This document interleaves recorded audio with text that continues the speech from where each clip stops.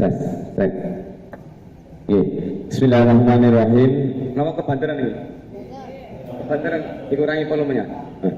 Agak keturun. Assalamualaikum warahmatullahi wabarakatuh. Innal hamdalillahi nahmaduhu wa nasta'inuhu wa nastaghfiruh wa nastahdihi wa natubu ilaihi wa na'udzu bihi min sururi anfusina wa sayyiati a'malina may yahdihillahu fala mudilla lahu wa may yudlil fala hadiya lahu asyhadu an la ilaha illallah wa nashhadu anna muhammadan abduhu wa rasuluhu la rasula wa la nabiyya ba'dah. Yaqulu tabaraka wa ta'ala fi kitabihil karim, a'udzu billahi minasy syaithanir rajim.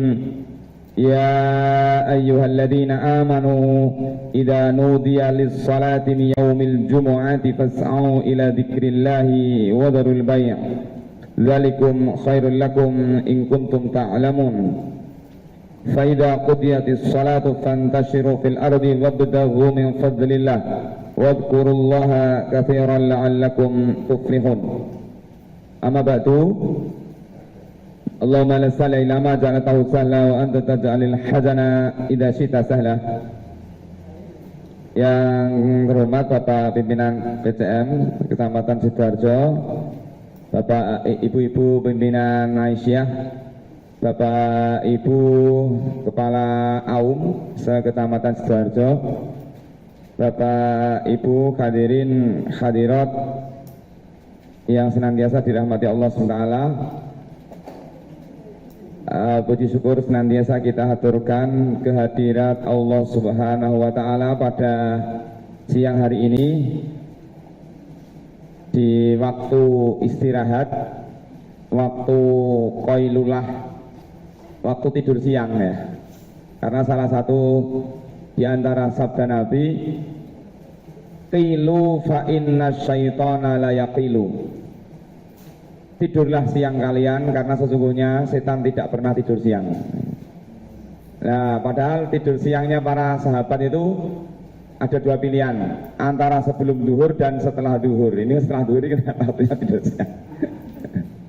Tapi kita menyempatkan hadir untuk bisa hadir di majelis ini karena ketika dua amal ibadah bertemu pada satu kesempatan, kita diperintahkan untuk mengambil yang lebih utama darinya. Contoh misalnya, kira-kira menurut Bapak Ibu nanti pilih yang mana?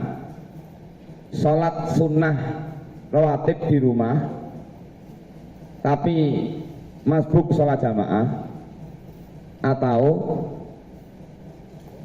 mengejar atau sholat sunnah di masjid.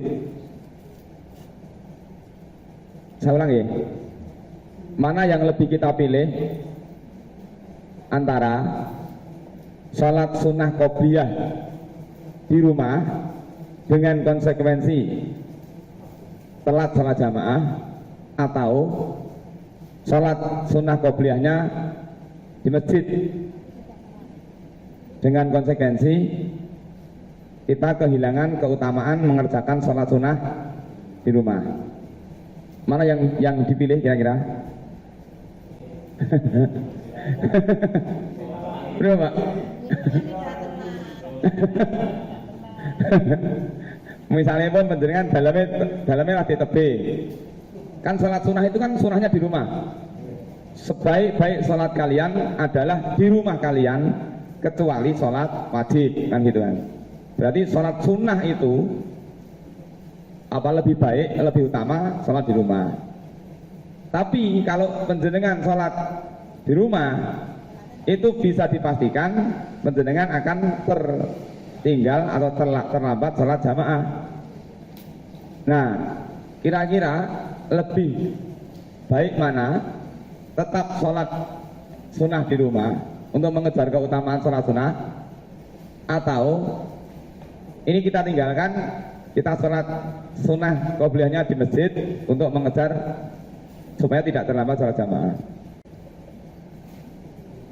Nah, ada sebuah kaidah usul fikih mengatakan yang furu' itu harus dibawa kepada yang usul.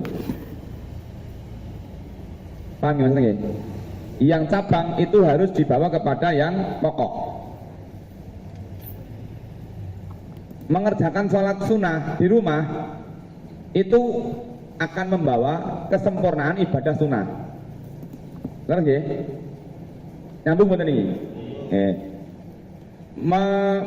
Sholat hadir di masjid lebih awal supaya kita bisa takbiratul ihram bersama imam itu membawa konsekuensi sempurnanya ibadah wajib. Berarti yang lebih utama adalah mengerjakan sholat qobliyah di masjid karena itu akan membawa kesempurnaan ibadah yang wajib, karena ibadah yang wajib harus lebih kita utamakan daripada mengejar kesempurnaan yang sunnah. Nah, gitu. Baik, saya lanjutkan. Pada pertemuan 2 bulan yang lalu kita, karena bulan kemarin libur, benar Pak Budi? Oh saya nggak bisa datang ya. Bulan sebelumnya ya, ngapunten. Ini saya minta maaf bro. Saya sudah siap-siap pegang buku itu malah saking capeknya gitu. Pak Budi sampai nelpon berapa kali itu saya nggak tahu. Bangun-bangun Pak Budi, masya Allah. Ya. Nah, kita dulu sudah bahas tentang sholat Jumat. Betul betul Bapak Ibu. Masih ingat nggak dengan? Kok nggak ada yang nyaut berarti dibaleni mawon ini. Oke. Baik, saya ulang aja. Sholat Jumat halaman 120. Halaman 120. Sholat Jumat. Jumat itu boleh dibaca dengan 2 cara. Boleh dibaca dengan kalimat Jum'ah. Boleh dibaca Jumu'ah. Ya, sholat Jumu'ah boleh, sholat Jum'ah boleh. Karena Jum'ah dan Jumu'ah itu membawa 2 makna. Kalau Jum'ah itu karena di hari itu kaum muslimin diperintahkan untuk berkumpul. Tapi kalau Jumu'ah itu tempat tempat berkumpulnya adalah di masjid. Jadi dua-duanya boleh dipakai. Tapi kalau surat Jumu'ah yang ada ya, bukan nggak ada surat Jum'ah nggak ada, tapi surat Jumu'ah. Nah, di dalam HPT ini disebutkan idza kana yaumul jumu'ati fa'akim sholatal jumu'ati rak'ataini fi jama'atin. Jika sudah tiba hari Jumat, maka dirikanlah sholat Jumat 2 rakaat dengan berjamaah. Sholat Jumat itu hanya boleh dikerjakan 2 rakaat dan berjamaah dan tidak bisa diulang. Itu bedanya dengan sholat zuhur. Jadi kalau Bapak Ibu tertidur dari sholat Jumat, panjenengan tidak boleh golek bolo. Aku mau keturun nih, ayo ngancani aku Jumatan, tidak boleh.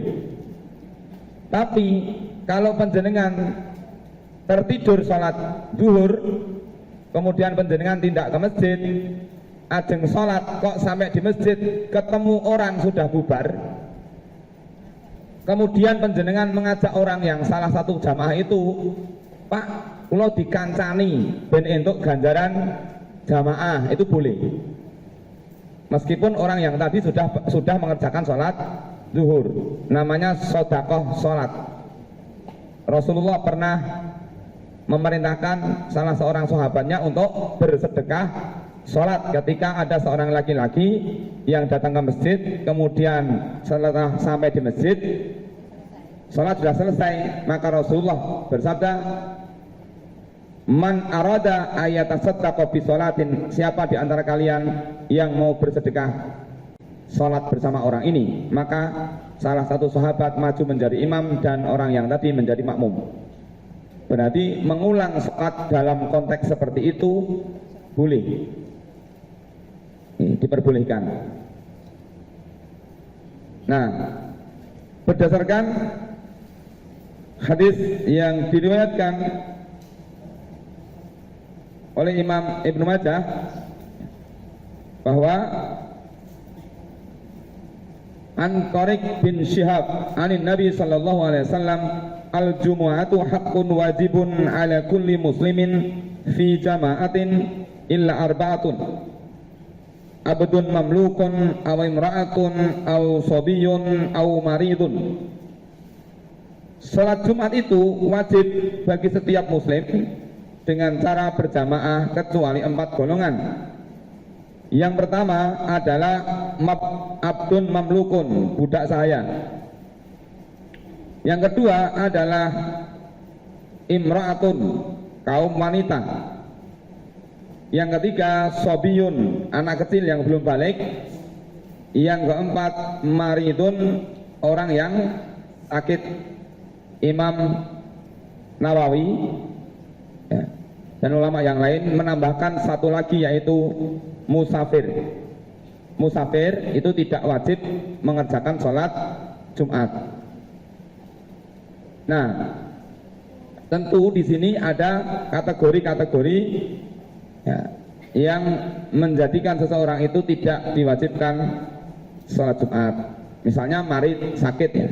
Tidak semua orang yang sakit diizinkan untuk tidak mengerjakan sholat Jumat, tetapi sakit yang menghalangi orang itu untuk mengerjakan sholat Jumat. Ini, jadi ada 5 golongan yang tidak wajib. Bagaimana? Apakah orang yang tidak diwajibkan yang 5 golongan itu boleh mengerjakan sholat Jumat? Kan mereka tidak wajib. Boleh apa tidak? Jawabannya boleh. Jawabannya boleh. Dan orang yang sudah mengerjakan sholat Jumat, dia tidak perlu mengerjakan sholat zuhur. Ini menurut pendapat jumhur ulama.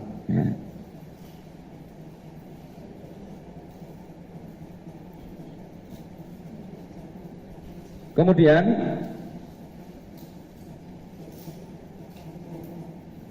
wal yaktub al-imamu qabla salati khutbataini qa'iman wal yajlis bainahuma wa yaqra'u ayatin wa yudzakkirun nas.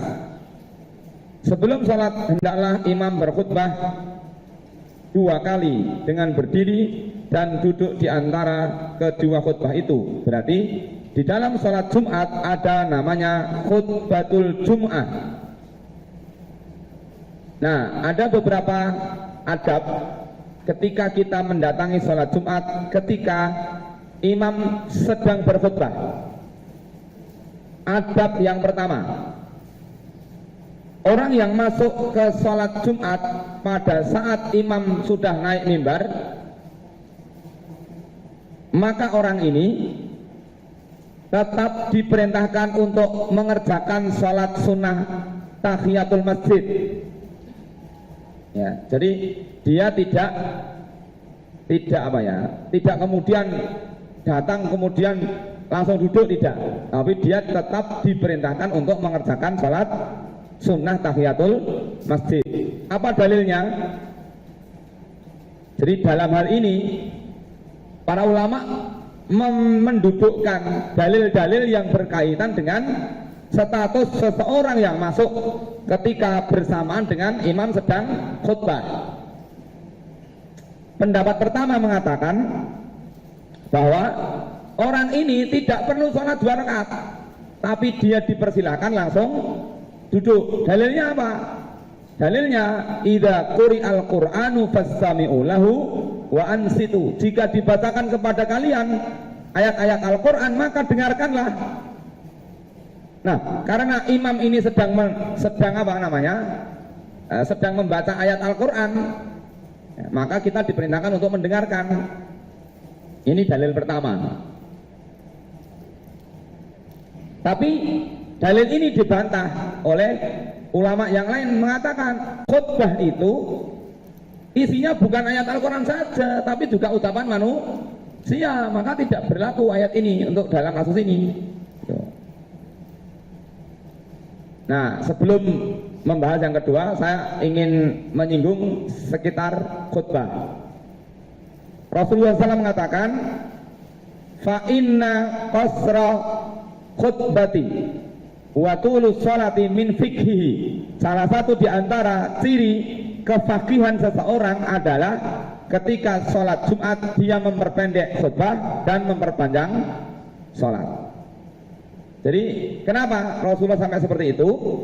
Jadi salah satu ciri kekuatan ilmu seorang khatib khutbah Jumat adalah orang itu memendekkan khutbah dan memanjangkan sholat. Kenapa? Jumatan, sholat Jumat itu terkumpul di sana banyak orang yang punya banyak kepentingan. Misal, kalau di kota itu mungkin orang-orang yang bekerja, dia hanya punya waktu sekitar 1 jam untuk istirahat, di situ dipakai untuk sholat, makan, istirahat, gitu. 1. 2, ada musafir yang sedang menunggu kereta api, kereta apinya mau berangkat jam 1 siang. Nah, yang ketiga, mungkin ada musafir yang mampir sebentar. Ya, mungkin ada anak sekolah dan banyak orang yang datang ke sholat Jumat itu untuk mengerjakan sholat Jumat. Maka Rasulullah SAW memberikan ketentuan sholat Jumat itu khutbahnya tidak usah lama. Jadi nggak pas ketika ada orang khutbah Jumat kayak ngisi seminar, Pak. Pengertian secara bahasa adalah, pengertian secara istilah adalah kayak seminar nih. Khutbah Jumat itu bukan seminar, cukup ayat 1 atau 2 ayat disampaikan dengan penjelasan yang menyentuh. Tapi fakta yang ada di hadapan kita, kadang khutbah Jumat ini sampai 45 menit. Mari jamaah khutbahnya mari mentiung, teklok. Kan ngoten. Ini enggak pas. Ya, enggak pas. Yang kedua, adab ketika mendengarkan khutbah adalah ini yang banyak ditinggalkan kaum muslimin. Apa itu? Melihat wajah khatib. Itu adab. Rasulullah SAW menyatakan bahwa seorang yang datang mendatangi sholat Jumat disunahkan untuk melihat wajah khatib. Tapi yang sekarang yang terjadi adalah ketika khatib naik mimbar, binglong kabeh. Niku menyalahi sunnah nih, Pak. Siapa yang salah? Siapa yang salah? Mungkin bisa jadi, ya kita tidak bisa menyalahkan. Piye toh? Jumatan ramubeng malah turu kabeh. Ya jangan disalahkan. Kadang-kadang materi khutbahnya ya menarik, Pak. Materi khutbah ini namun buku diwaca delujur, nggak ada bukunya setahun gitu niku, nggak ada pengembangan materi. Hampir kalau boleh jenengan persani, ya khutbah-khutbah Jumat itu moto semua, Pak. Baca buku itu sudah tidak menarik sama sekali, tidak ada persiapan. Makanya tidak apa namanya, sesuatu yang wajar kalau ditinggal tidur sama jamaahnya, materinya tidak menarik. Kan ngoten. Saya tuh beberapa kali ngelihat kiai, Pak Kiai, mosok khutbah Jumat terima diwaca lah. Ya Allah, ini kan kesempatan kita untuk memberikan peringatan kepada kaum muslimin. Harus disiapkan materinya. Ini momennya apa? Disiapkan, baca buku yang banyak. Ustadz Kiai itu harus rajin baca buku, jangan mengandalkan buku khutbah Jumat setahun diwaca mawon lah. Ya ditinggal tidur sama jamaahnya kan gitu. Nah, gitu. Ya, kemudian yang ketiga, ketika mendatangi sholat Jumat, mestinya jamaah itu datang menempati shaf yang depan dulu. Mboten kaya wong jagong. Wong jagong niku mboyo teko keri wong jeneng tetep ngajeng, Pak. Tapi kalau sholat Jumat tidak, harus menempati tempat yang di depan. Kenapa? Kalau menempati tempat di tengah atau di belakang, ini akan menimbulkan dosa. Apa dosanya? Rasulullah melarang kita melangkahi pundak. Karena kita tidak menempati yang depan dulu, otomatis kita akan duduk di tengah dan depan kosong. Orang yang datang belakang mau tidak mau akan melangkahi pundak yang di tengah, dan ini dosa. Makanya bijaksana ketika ada takmir masjid yang sebelum khutbah dimulai mengkondisikan jamaahnya supaya menempati tempat yang ada di depan. Tempat yang di depan dipenuhi dulu, supaya nanti ketika ada yang terlambat dia langsung menutup yang di belakang yang masih kosong-kosong. Jadi tidak ada ceritanya harus melangkahi sampai depan, itu enggak. Ini tentang khutbah. Kemudian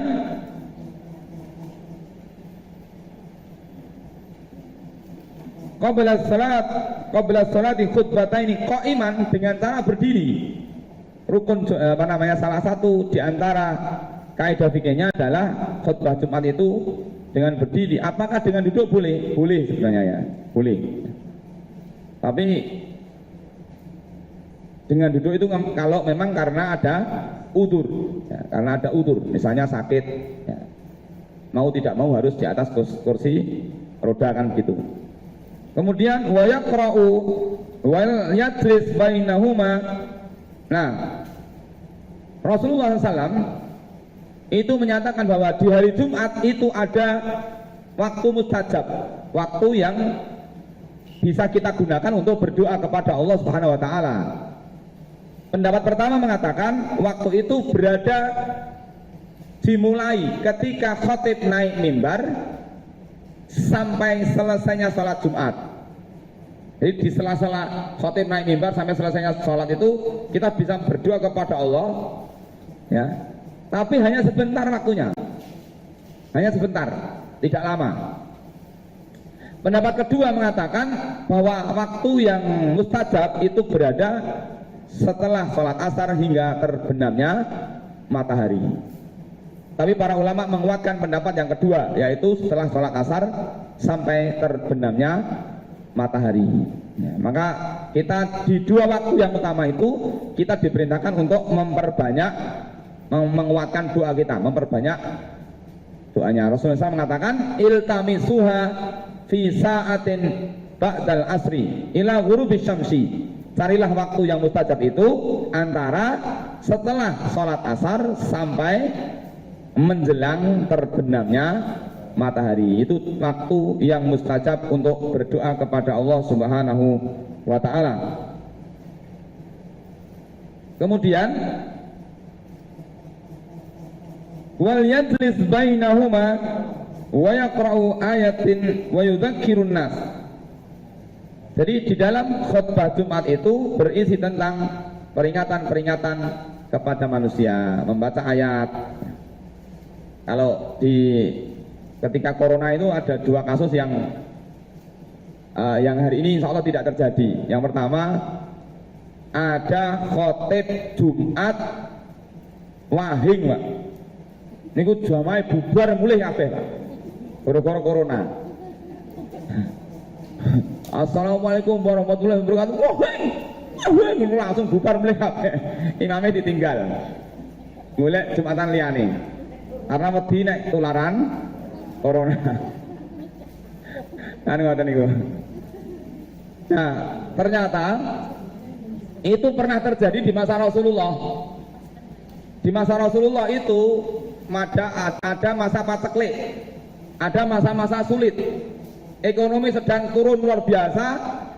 Ketika itu Rasulullah berkhutbah di Madinah, di Masjid Nabawi.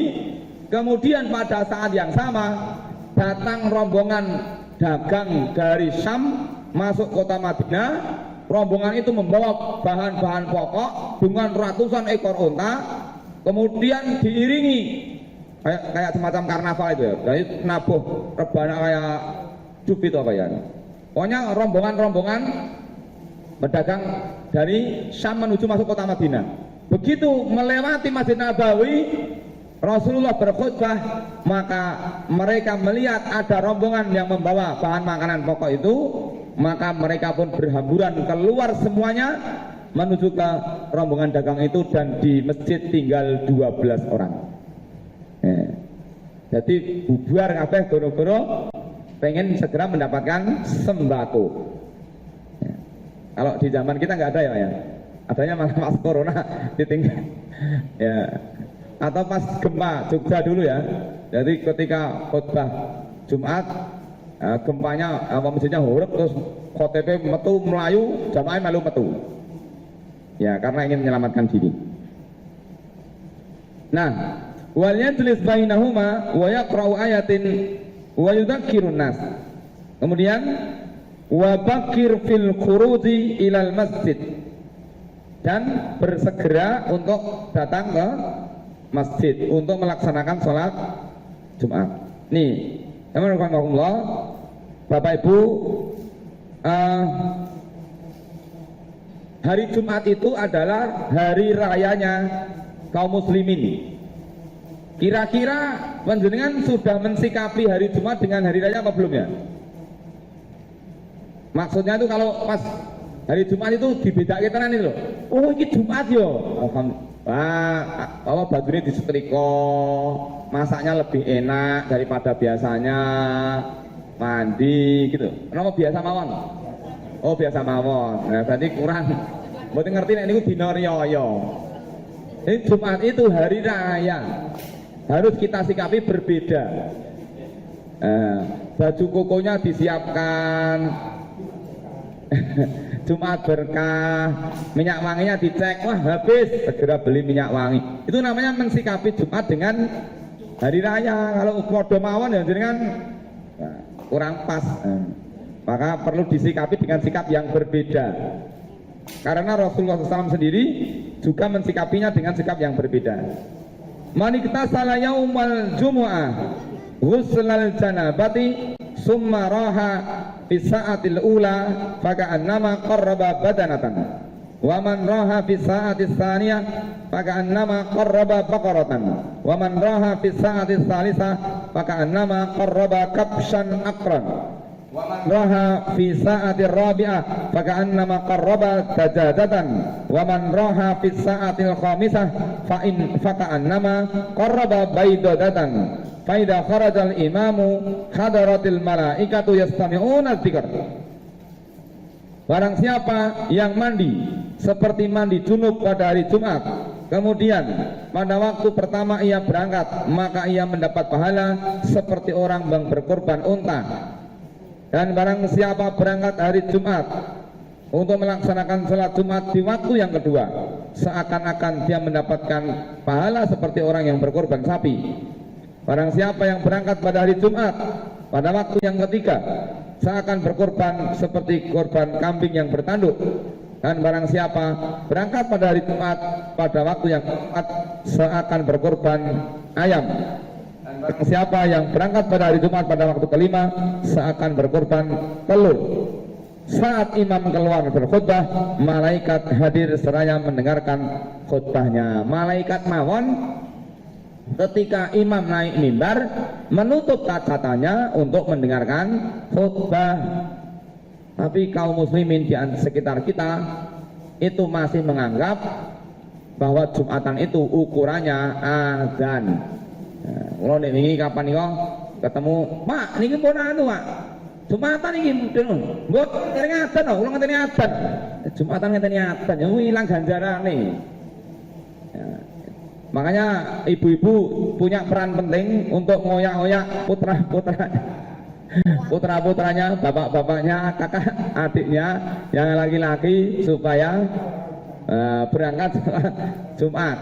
Jangan sampai ya, baru adzan baru berangkat, ini pun kehilangan ganjaran. Bahkan man qala li sahibihi ansit, ya, barang siapa yang mengatakan kepada saudaranya ketika imam sudah naik mimbar, ansit, diam kamu, faqad lagha, dia telah berbuat sia-sia. Wa man lagha falaisa lahu jum'ah. Barang siapa yang bersikap sia-sia, maka tidak ada pahala Jumat baginya.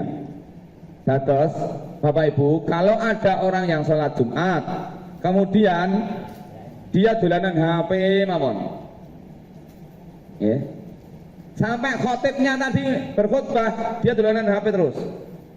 Maka pada saat khotib sudah naik mimbar, jenengan tidak perlu mengingatkan orang itu, tapi hanya boleh dengan isyarat. Nah, ngeten iki kok orang mandi. Nah, misalnya putranya pelayon, ya. Misalnya putranya pelayon. Ya, mboten sah, aja rame-rame, mboten itu. Ketika imam sudah naik mimbar. Tapi kalau imam belum naik mimbar, monggo diatur. Nah, dah. Tapi kalau sudah naik mimbar, jangan sampai keluar suara. Hanya boleh dengan isyarat. Nah, itu. Kalau kita mengeluarkan suara, berarti kita mengorbankan Jumatan kita hanya untuk menegur orang yang belum paham. Iya.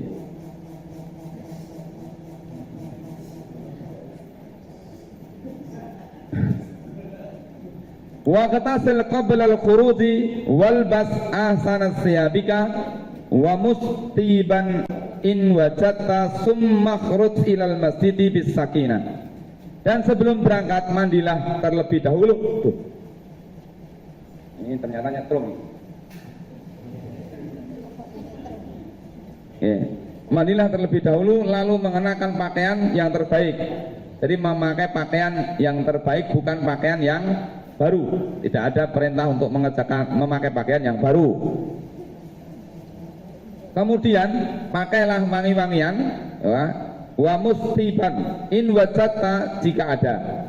Kemudian berangkatlah ke masjid dengan tenang. Berangkat ke masjid dengan tenang itu bukan hanya perintah ketika mendatangi sholat Jumat, tapi sholat jamaah wajib mawon itu diperintahkan berjalan dengan tenang. Kenapa? Karena kita akan mendatangi sebuah ibadah yang agung, sebuah peristiwa yang luar biasa. Apa itu? Sholat. Karena sholat itu ibadah yang luar biasa, ibadah yang mulia, maka kita harus memuliakan ibadah sholat. Salah satu di antara cara memuliakan ibadah sholat adalah mendatangi sholat itu dengan berjalan dengan tenang. Supaya berjalan tenang, ampun dipepet. Nek napa? Panjenengan pepet, wis komat, ya mboten mungkin ajeng berjalan tenang. Panjenengan mepet toh. Salah satunya itu. Kenapa? Karena kita memuliakan sholat.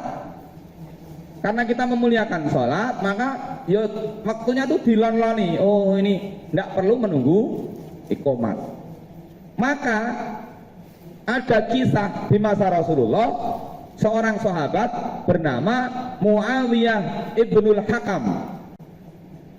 Muawiyah ibnul Hakam ini salat jamaah bersama Rasulullah. Ketika salat jamaah, seorang sahabat wahing, Pak. Wahing. Karena dia wahing bersin, ya kan? Kan apa namanya? Bersin itu kan sesuatu yang dicintai Rasulullah. Dicintai oleh Allah. Innallaha yuhibbul atasha wa yakrahu tasa'ub. Sesungguhnya Allah itu mencintai orang yang bersin dan membenci orang yang angop. Angop itu bahasa Indonesia apa? Menguap, gitu. Jadi Allah tidak suka dengan orang yang menguap. Yang menguap. Tapi Allah senang dengan orang yang bersin. Nah, orang tadi bersin, tapi karena dia sudah terbiasa habis bersin, alhamdulillah, bersin, alhamdulillah, otomatis Pak, meskipun sholat dia bersin, dia tetap alhamdulillah. Alhamdulillah sudah kemana? Alhamdulillah. Nah, ada temannya, siapa? Muawiyah ya, bin Muawiyah tadi. Dia juga otomatis wong kulino ndongakne wong mahing, yarhamukallah. Sing wahing balik meneh, yahdikumullah. Dadi ten salat niku gaduh, iki salat malah nyauri wong wahing ae. Nah, barang pun ngoten habis salat, sahabat yang lain ndudingi, piye to? Salat kok malah nyauri wong wahing. Wah, nyalahke sing niki mau dua orang tadi, gitu kan. Yang jawab hanya dua orang kan gitu. Yang wahing sama sing jawab. Disalahke mau sak masjid. Rasulullah mirsani, didiamkan, kemudian Rasulullah SAW kemudian bersabda, inna hadhihi shalah la yasluku fiha syai'un min kalamin nasi innama huwa tasbihu wa takbir wa qiraatil Qur'an. Sesungguhnya salat ini tidak sah di dalamnya ada ucapan manusia.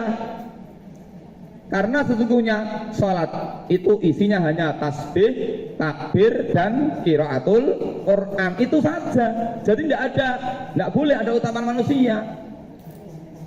Nah, kalau ucapan manusia itu diucapkan ketika salat, maka membawa konsekuensi salatnya tidak sah.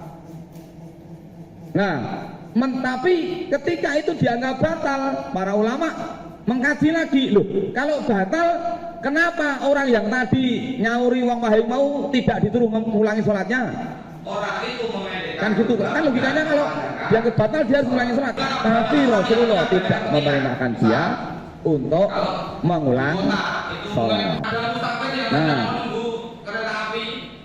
begini, para ulama kemudian mengkaji, mendudukkan dua kasus yang berbeda, tapi pola perlakuan hukumnya dua kasus yang berbeda. Ya, maksudnya berbeda itu kasusnya berbeda, tapi secara hukumnya sama, tapi perlakuan hukumnya berbeda. Ya. Ini kasus yang pertama tadi kan orang sholat jamaah, dia menjawab orang yang bersin. Yang kasus kedua ada orang sholat tapi cepat luar biasa, sholatnya wah jerit cepat. Begitu selesai sholat, dia ketemu Rasulullah salaman. Begitu ketemu Rasulullah, dia disuruh ulang sholatnya. Ya. Sholli fa innaka lam tusolli. Ayo, sholatnya balik ini meneh. Dia sholat lagi dengan kualitas sholat sama dengan sholat yang pertama. Nanti 3 kali suruh baleni. Nah, batene sing baleni mau nggih. Lha saged kula nggih ngeten iki sholat niku. Tapi dia sholat dengan cepat.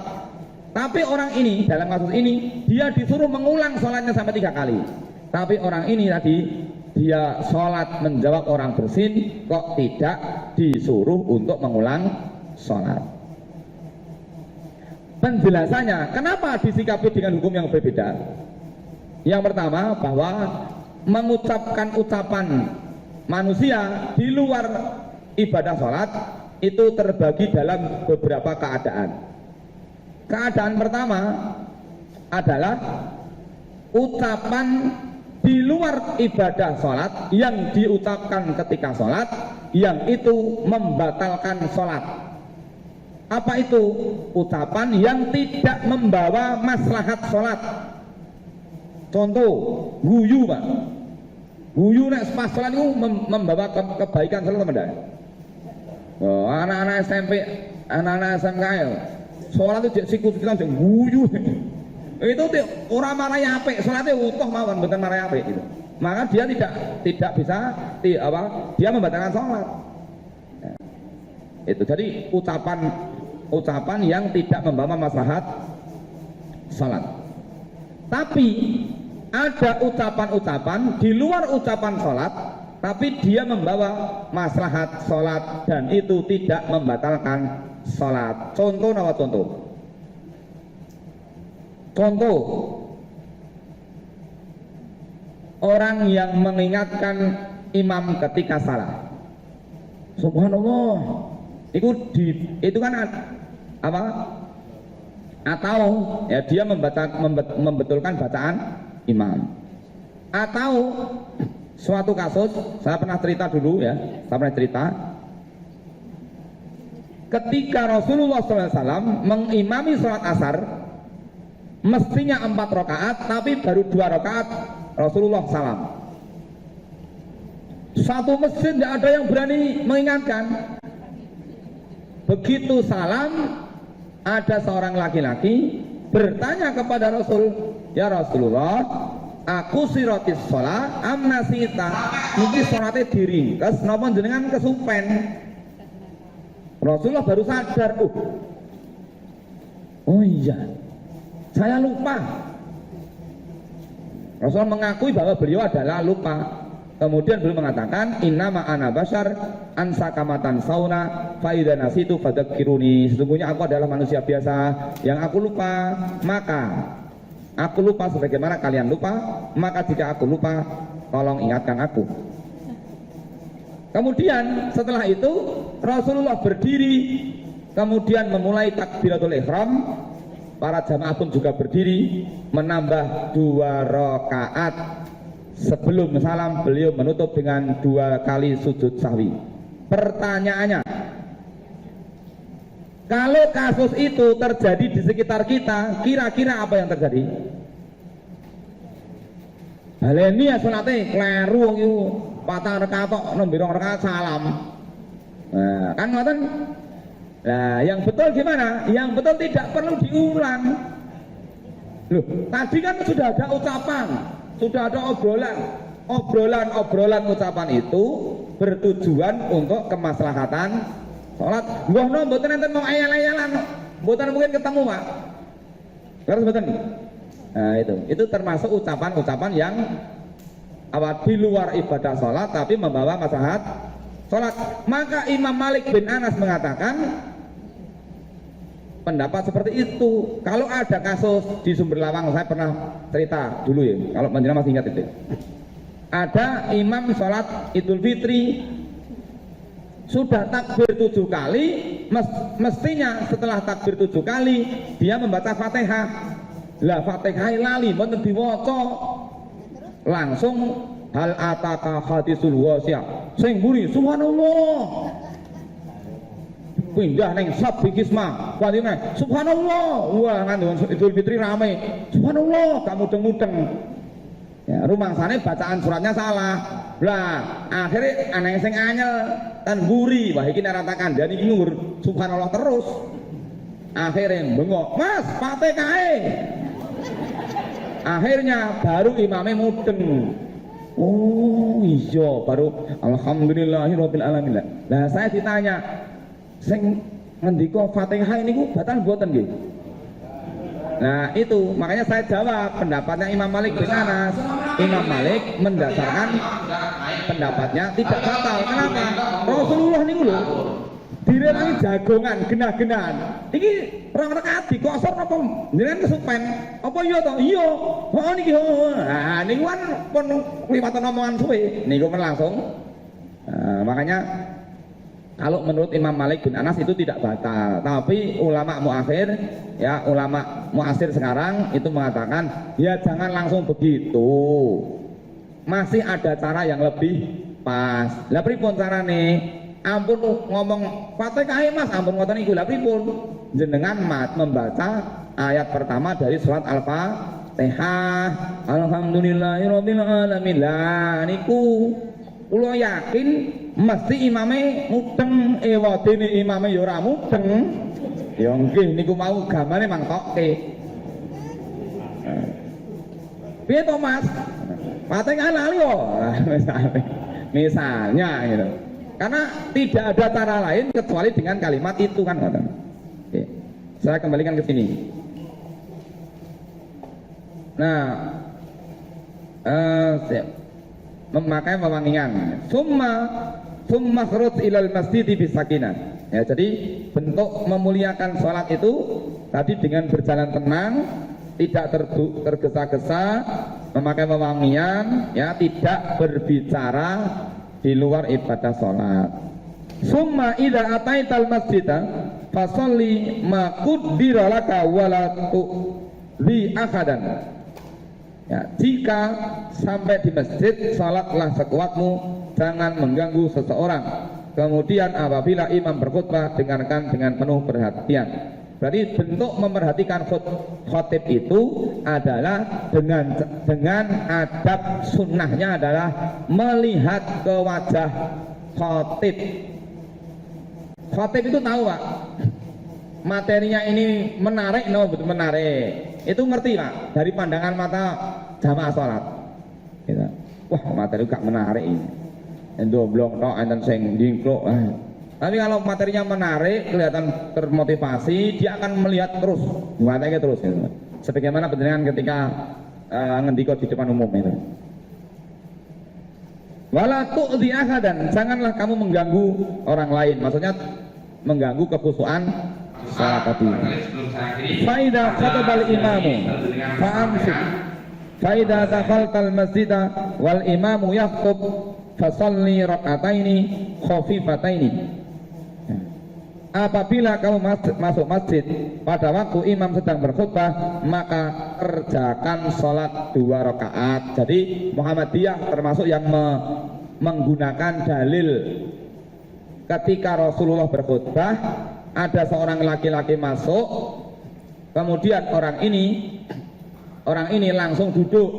Begitu orang ini duduk, Rasulullah mengorbankan khutbahnya, mengorbankan khutbah Jumatnya, menegur orang ini untuk berdiri menegakkan sholat sunnah tahiyatul masjid. Berarti kalau ada 2 pendapat, bagaimana hukumnya ketika ada orang yang datang di sholat Jumat sementara imam sudah berkhutbah? Apakah dia langsung duduk atau dia mengerjakan sholat sunnah 2 rakaat? Jawabannya adalah dia mengerjakan sholat sunnah 2 rakaat. Kenapa? Karena Rasulullah rela mengorbankan khutbahnya sebentar, sekedar untuk mengingatkan orang itu supaya tidak meninggalkan sholat sunnah tahiyatul masjid. Itu dalilnya.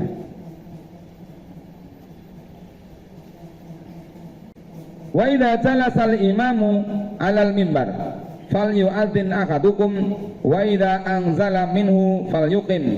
Ini berkaitan dengan adzan dan iqamat ketika salat Jumat. Bapak Ibu, adzan dan iqamat ketika salat Jumat itu ada 2 pendapat. Pendapat pertama adalah adzan dan iqamatnya, adzannya 2 kali, iqamatnya sekali. Yang kedua adalah adzannya sekali, iqamatnya sekali. Bagaimana kedudukannya? Kalau adzan sekali dan iqamat sekali, itulah yang dikerjakan oleh Rasulullah Shallallahu Alaihi Wasallam. Apakah yang mengerjakan adzan 2 kali itu tidak sesuai tuntunan Rasul? Jawabannya itu termasuk yang diperintahkan Rasul. Dari mana dalilnya? Rasul mengatakan, alaikum bisunnati, hendaklah kalian berpegang pada sunnahku, wa sunnatil khulafa'ir rasyidin, dan berpeganglah kepada sunnahnya para khulafa'ur rasyidin. Siapa? Abu Bakar, Umar, Utsman. Karena ide untuk mengadakan sholat Jumat dengan 2 kali adzan itu muncul di masa Utsman bin Affan. Dan Rasulullah perintahkan kepada kita untuk mengikuti sunnahnya para khulafaur rasyidin. Jadi tidak boleh dipertentangkan. Dari Utsman, dari Kanjeng Nabi, tidak boleh. Dua-duanya adalah diperintahkan oleh Nabi. Kenapa Utsman sampai seperti itu? Karena kondisinya sholat Jumat menurut Utsman itu dikiaskan dengan sholat subuh. Karena sholat Jumat itu banyak manusia yang berada jauh dari masjid, dia butuh persiapan.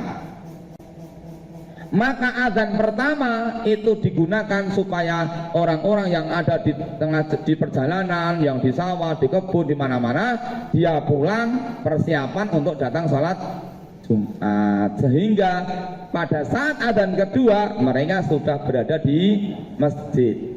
Itu hanya perbedaan seperti itu, jadi tidak perlu dimasalahkan ya.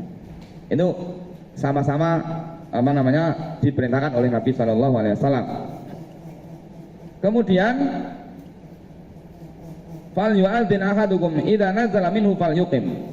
Kalau dia sudah turun maka hendaklah diucapkan iqamat. Wal yabda'il imam khutbatahu bitahmidi wa tasyahhudi was salati 'alan nabi summal wasiyat taqwa summa doa. Apabila imam telah duduk di atas mimbar, maka adalah salah seorang dari kamu. Ini saya singgung sedikit terkait dengan hari Jumat tadi. Ketika adzan kedua ya, bukan adzan pertama ya, adzan kedua bagi yang 2 adzan atau ketika adzan. Para ulama menyatakan ketika adzan sholat Jumat maka ada konsekuensi hukum fikihnya. Apa itu? Satu. Idza nudiya lis-salati min yaumil jumu'ati fas'au ila dzikrillah wa dzarul bai'. Jika diseru kepadamu untuk mengerjakan salat Jumat, maka maksud diseru itu adalah ketika suara adzan dikumandangkan, itu berarti diseru untuk mengerjakan sholat Jumat. Apa perintahnya? Fas'au, hendaklah bersegera ila dzikrillah, kepada ingat kepada Allah, maksudnya menuju sholat Jumat. Ini konsekuensi logis dari suara adzan Jumat yang pertama. Yang kedua, wadarul bai, tinggalkan jual beli. Maka tidak heran ketika para ulama menyimpulkan bahwa transaksi jual beli yang dilaksanakan oleh orang yang terkena kewajiban Jumatan setelah terdengar azan Jumat, maka transaksi itu batal, tidak sah, haram terjadi transaksi jual beli yang dilakukan oleh orang yang terkena kewajiban sholat Jumat. Berarti Bapak Ibu ingkang kagungan toko mungkin nek pas Jumatan nek pun wancine adzan Jumat bapake mang oyak-oyak kenten masjid mboten entuk ngedoli. Kenapa? Karena bapaknya terkena kewajiban sholat Jumat. Sing sajan ibu-ibu mawon. Karena ibu-ibu tidak terkena kewajiban sholat Jumat. Ini yang pertama. Yang kedua, dari situ perintah fas'au ila dzikrillah, hendaklah kalian bersegera menuju zikir kepada Allah, itu perintah untuk menunda safar. Jadi kalau Bapak Ibu mau berangkat safar piknik hari Jumat berangkat, kalau bisa berangkatnya jauh sebelum azan Jumat pertama. Maaf, sebelum adzan Jumat, bukan adzan pertama. Sebelum adzan Jumat. Kenapa? Karena adzan Jumat itu biasanya bertepatan dengan condongnya matahari ke arah barat, artinya masuk waktu zuhur. Jangan jam 11 kurang 5 menit budal, itu kurang pas. Kenapa? Karena sebentar lagi adzan. Kalau bisa ya agak jauh, ya seperti itu. Apalagi sudah adzannya jam 11.20, adzan Jumat dengan budal, tidak boleh. Ya, karena apa? Berarti penjenengan termasuk yang tidak mementingkan sholat Jumat. Nah, kan musafir, lah musafir kan ya bisa disiasati berangkatnya kapan kan gitu.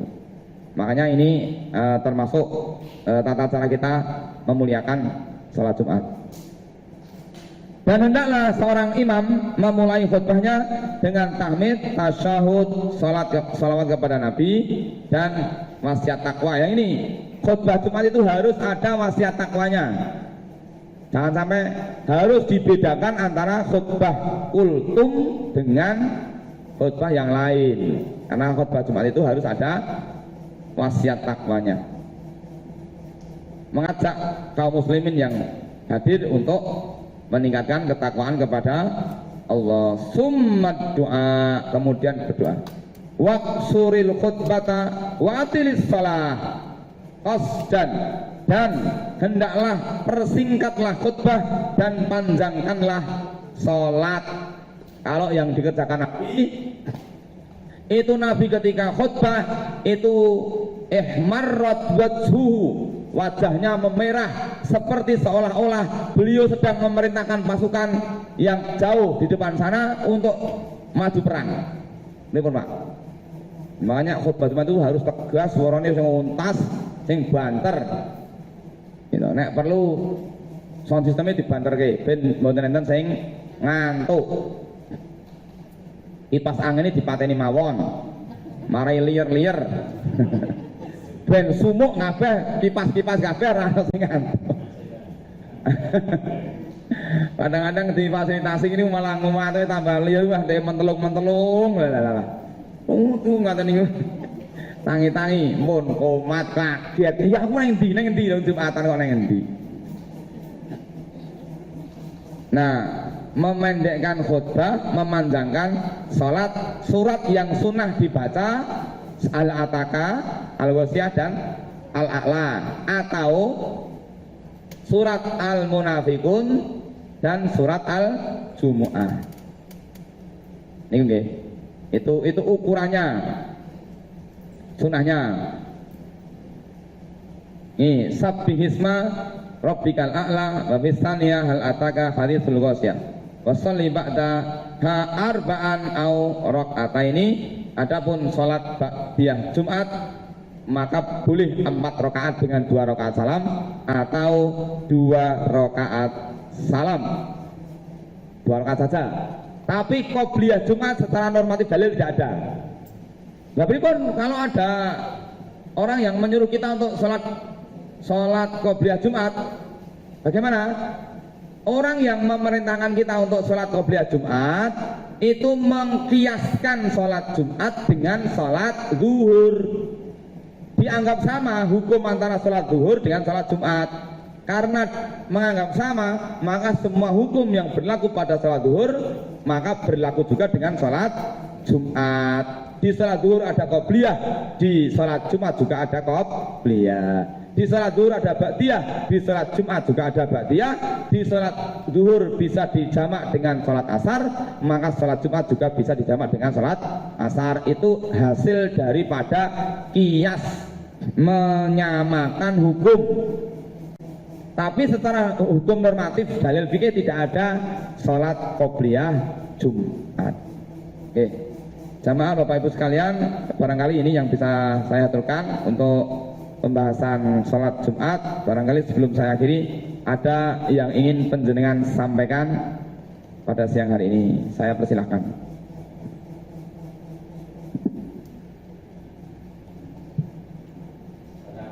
Oke.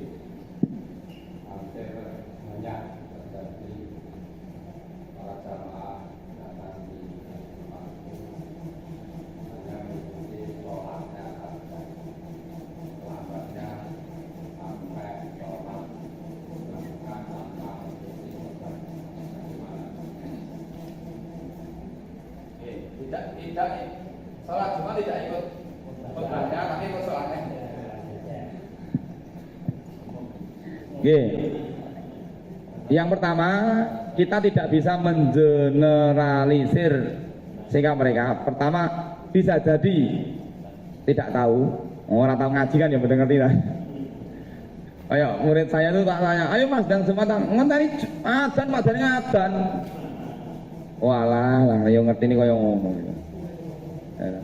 Itu. Jadi ternyata banyak dari masyarakat kita yang tidak tahu. Yang tidak tahu ini ya semoga maafu, semoga dimaafkan dan kita punya kewajiban untuk memberitahuan itu. Yang kedua, kalau dia sudah tahu dan dia tidak segera, maka dia telah berbuat dosa besar. Kenapa? Dia telah meremehkan sholat Jumat yang begitu mulianya, ya. Itu kan dia kehilangan keutamaan sholat Jumat, meskipun sholat Jumatnya sah, secara fikih sah Pak, tapi dia kehilangan keutamaan sholat Jumat. Dia kan tetap sholat, ya. Dan itu bukan hanya di tempat penjaringan, di tempat yang hadir semuanya ini ada ini. Jadi datangnya itu malah mboten komat Pak. Sudah datang tidak mau masuk ke masjid, malah ten parkiran, ten ngulpit motor. Kali udut. Nah, gitu. Nah, perlu karo ngrasani imame. Lho, yang mesti suwe lho. Sesuwe biasanya mengke. Nah, ngene niku. Repot ngene iki. Iki piye lagi terus. Lagi. Malah ngrasani sing khotbah. Lah ngene. Niki dosane dobel. Dosa telat, dosa ngremehke Jumatan, kalih dosa ngrasani khotib. Nah ini menjadi tugas kita, menjadi tugas kita untuk memberikan peringatan atau misalnya memberikan nasihat kepada mereka supaya kembali ke jalan yang benar. Lawang yang di sekolah yang sudah dikondisikan, ada guru agamanya, ada konsekuensi logisnya. Engko nek ra manut bijimu elek, kuwi men sen dua blek kok pripun. Jumatan wis merucut kok. Turutan jeruk ruangan kelas kok padahal. Ya mau, ya kula mboten Jumatan kok iso-isone lho. Gitu. Kan gitu. Jadi itu jadi PR kita, dari kita ya. Kan gitu. Nggih, yang lain Bapak Ibu? Sampun nggih? Oke.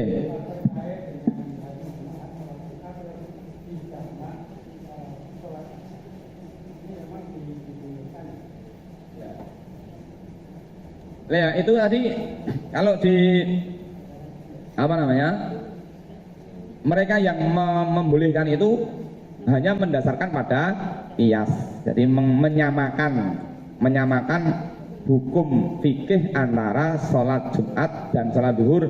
Kenapa? Karena sholat Jumat menjadi pengganti sholat duhur. Karena dia pengganti sholat duhur, maka semua yang hukum berkaitan dengan duhur boleh juga berlaku pada sholat Jumat. Dan itu, tapi sebenarnya apa namanya, yang lebih kuat sebenarnya adalah bahwa sholat Jumat itu tidak bisa dijamak dengan sholat asar. Kenapa? Karena Rasulullah tidak pernah mengerjakan itu. Rasulullah tidak pernah menjamak antara sholat duhur, sholat Jumat dengan sholat asar, tidak pernah. Ya, tapi monggo saja, karena itu mengkiaskan hukum fikih.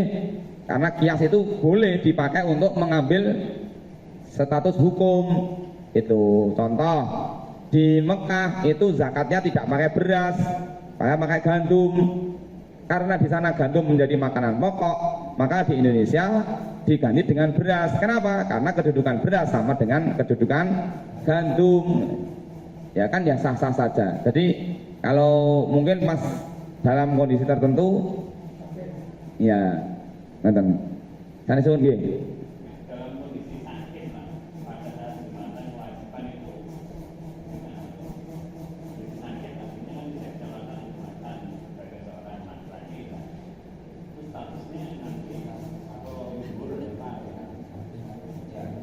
Ya kalau sakit itu kan berarti kan dia terkena kewajiban sholat duhur, jadi tidak mengerjakan sholat Jumat. Nggak ada ceritanya, karena sholat Jumat itu paketnya apa? 2 rakaat dan khutbah. Jadi sholat ya 2 rakaat, khutbah dan berjamaah. Padahal berjamaah itu indikatornya ada apa? Satu tempat, gitu. Tempatnya satu, waktunya juga satu.